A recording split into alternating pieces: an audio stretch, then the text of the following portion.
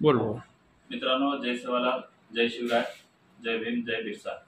तर आज video live येण्याचं कारण एकच आहे की आता सगळ्या महाराष्ट्रामध्ये रणधुमाळी चालू आहे, राजकारण चालू आहे आणि आता इस्लापूर आपला किनवट तालुका हा नाईक साहेब स्वर्गीय प्रदीपजी नाईक साहेब हे 3 टर्म आमदार असलेले आपल्याला सोडून गेल्यामुळे सर्वच कार्यकर्त्यांमध्ये नाराजी आहे.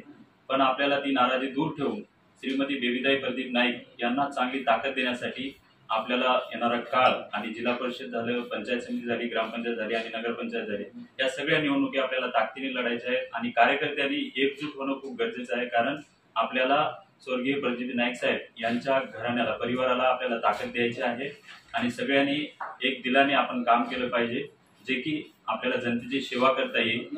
आता किनवट मावळमध्ये तुम्हाला माहीतच आहे की जिल्हा परिषद निवडणुका होणार आहेत, तर माझा जे गट आहे जे आहे इस्लापूर सर्कल, इस्लापूर जलदरा, हे दोन्ही लागूनच असल्यामुळे आम्ही दोन्ही गटामध्ये काम करणारे कार्यकर्ते आहोत.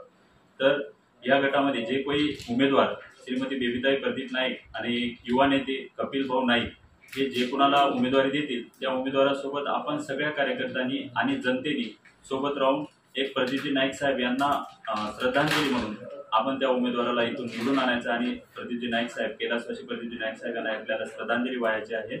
आणि इस्लापूर गटामधून बरेचसे इच्छुक उमेदवार आहेत. इच्छुक उमेदवार बरेच असतात, पण कुणाला तरी एकाला तिकीट भेटणार आहे आपल्या सगळ्याला माहित आहे. जे काही इच्छुक उमेदवार आहेत, ज्यांना तिकीट भेटो त्या इच्छुक उमेदवारांनी आपणच उमेदवार असं समजून आपल्याला आहे की नाही श्रीमती बेबीताई प्रदीप नाईक आणि आपले उमेदवार कैलासवासी प्रदीप नाईक साहेब हे उमेदवार आहेत हे बघून आपल्याला आहे की नाही पुढे काम करायचं आहे. कुठलाही रुसवा फुगा नाही ठेवायचा आहे.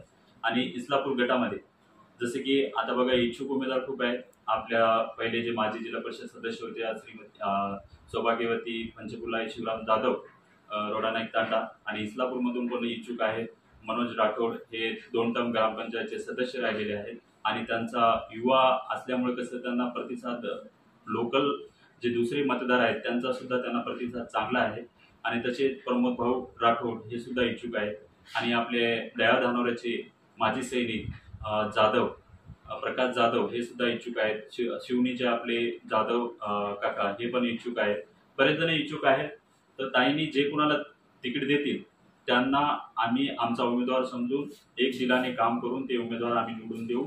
आणि कार्यकर्त्यांना माझी एक विनंती आहे की श्रीमती बेबीताई प्रदीप नाईक ह्या नवीन आहेत राजकारणामध्ये, तर सगळ्यांनी ऐका नाही त्यांच्या सोबत राहून त्यांना ताकद देऊन आणि जर कुठे काही चुका होत असतील तर ते प्रत्यक्ष त्यांना भेटून त्यांना सांगून की काकू असं नाही, असं केलं पाहिजे, तर त्या गोष्टी त्यांना पण कळतील आणि त्यांना पण अनुभव येईल. आणि 2029 मध्ये आपल्याला श्रीमती बेबीताई प्रदीप नाईक हे आपल्याला आमदार म्हणून लाभणारच आहेत. कारण जनतेच्या मनामध्ये आजही प्रदीप नाईक साहेब हेच आमदार आहेत. तर ह्याच्या सगळ्या गोष्टी ध्यानात ठेवून आपल्याला जिल्हा परिषदची आणि पंचायत समितीची निवडणूक लढवायची आहे.